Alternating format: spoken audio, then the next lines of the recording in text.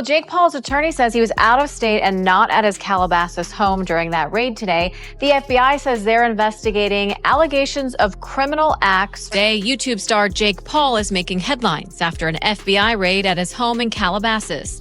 Sky 5 was over the scene Wednesday morning as federal agents entered Paul's home in a gated community off Mulholland Highway. 24 feds, some in tactical gear, could be seen carrying evidence from the property, including several firearms. After the search, a SWAT team was seen leaving in a procession of law enforcement vehicles. Keep returning to one name, Anthony Joshua, because he didn't just win a fight. He unintentionally became the force that shattered a carefully maintained illusion. And what makes it hit harder is that AJ wasn't chasing clout or personal drama. This was a professional heavyweight doing his job, stepping in, executing at the highest level, and walking away. What he left behind wasn't trash talk, but evidence that no PR team, lawyer, or media appearance can erase once people start examining it closely. At any point, did you start to take your foot off the gas just a little bit because you noticed he was tiring out? Yeah, definitely. Definitely a bit. You know, I wanted to give the fans a show, but I didn't want to hurt someone that didn't need to be hurt. Did you carry Mike? Yeah, I mean, a little bit. Yeah, like there was a point where, you know, I was just like, okay, he's not really engaging back. And so I don't know if he's tired or whatever. And I could just tell, you know, his age was showing a little bit. And I just have so much respect for him. And that like violence war thing between us, like after he slapped me, I wanted to, you know, be aggressive and take him down and knock him out and all that stuff. But that kind of went away as the rounds went on. Over opponents, narratives, and expectations. When that control disappeared for 6 punishing rounds in Miami, the shift was visible not only on Jake's face, but across the entire operation surrounding him. When the central structure weakens, everyone depending on it feels the shock. That's what we're watching unfold slowly and uncomfortably. People ask why the FBI angle feels so serious, and it's because federal attention doesn't care about hype or fan loyalty. It focuses on patterns, money flow, and coordination.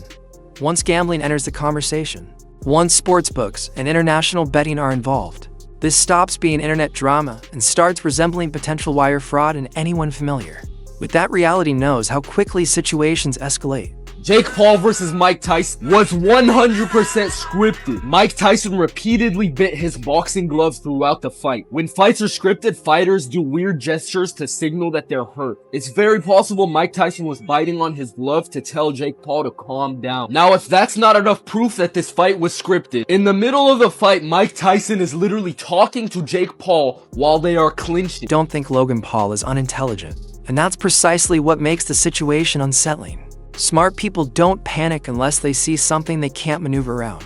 Reports of visible stress, sudden silence, and carefully crafted statements don't signal confidence, they signal internal damage control. I've seen this pattern in other industries enough times to recognize. When people realize their safety net isn't as strong as they believed, then there's Mike Tyson's name, which emotionally snapped a lot of fans not out of disrespect, but confusion. Watching a legendary figure behave in ways that conflicted with decades of instinct was deeply unsettling.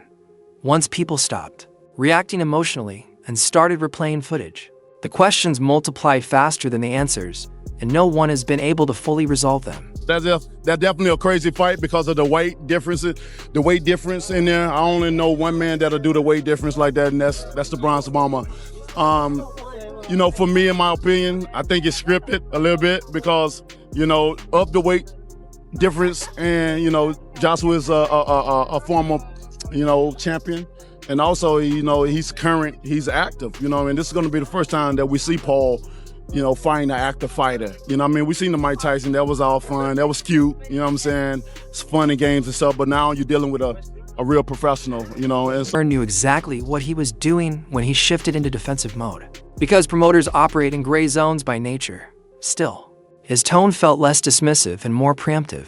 When he said that fixed fights would be investigated, it raised an immediate question.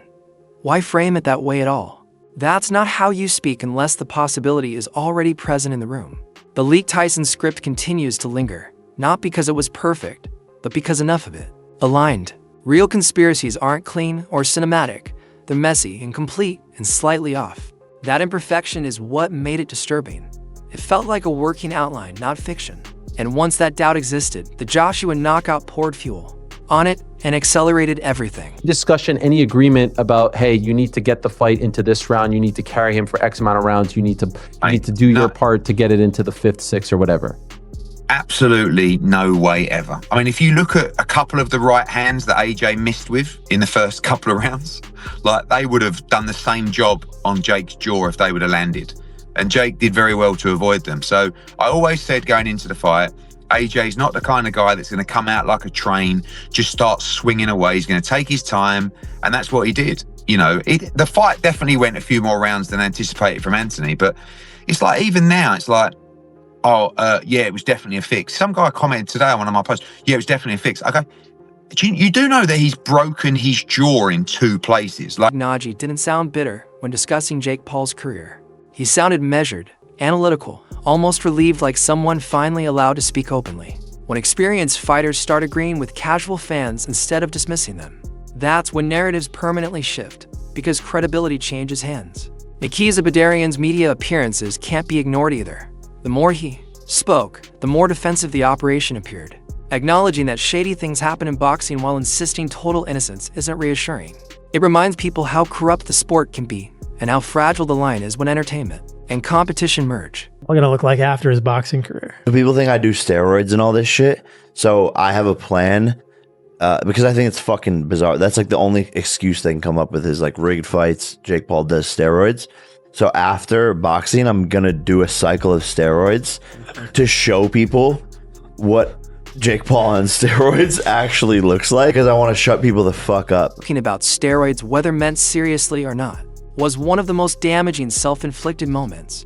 When suspicion already exists, bravado doesn't project confidence, it amplifies doubt. Instead of calming concerns, it reframed them, making people question why someone eager to clear their name would flirt with the very allegations surrounding them. That's not how innocence usually presents itself. Bravado testing issues surrounding Tommy Fury never disappeared. They were simply overshadowed. Now they're resurfacing with greater impact because patterns gain meaning over time, declining. Stricter testing no longer looks tactical, it looks evasive, especially alongside visible physical changes that even neutral observers.